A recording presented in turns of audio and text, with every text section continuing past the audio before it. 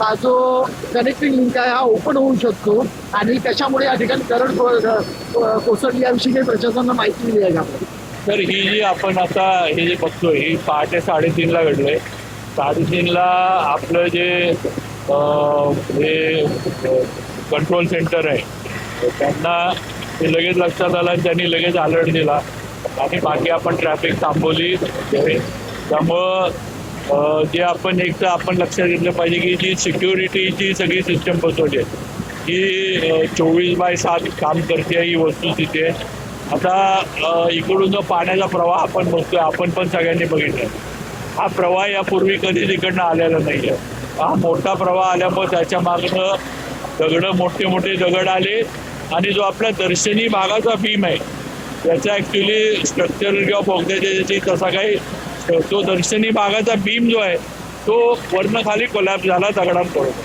आता बऱ्यापैकी हटवण्याचं काम झालंय. अजून 1-2 तासात सगळं काम संपल. हे झाल्यानंतर पोलीस डिपार्टमेंट वाहतूक किती चालू करायची इकडनं हे पोलीस डिपार्टमेंट निर्णय केला.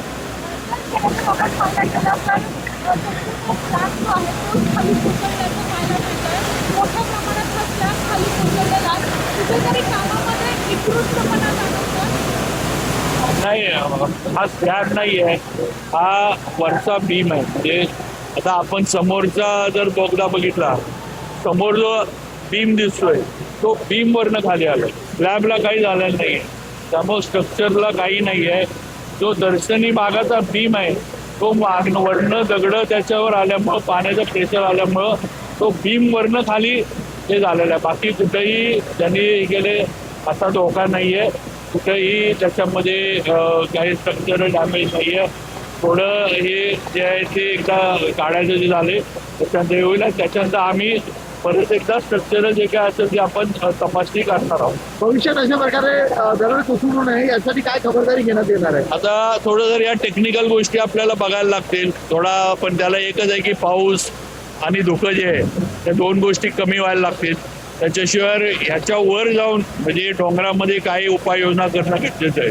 पण आता आपण इथं आहे जे वरनं लूज माती दगडं किंवा समजा वरचा काय ओढे वगैरे जे आहेत ते जर डायव्हर्ट करायचे झाले तर वरची काय परिस्थिती आहे डोंगराची ती थोडी बघून आपल्याला हे करायला लागणार.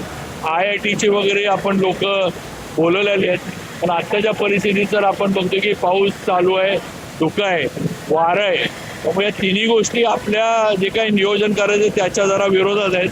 त्यामुळे हे थोडं कमी झालं की आम्ही IIT असेल टेक्निकल यांच्याकडनं त्याच्यावर जे असेल ते पुढची उपाययोजना करू.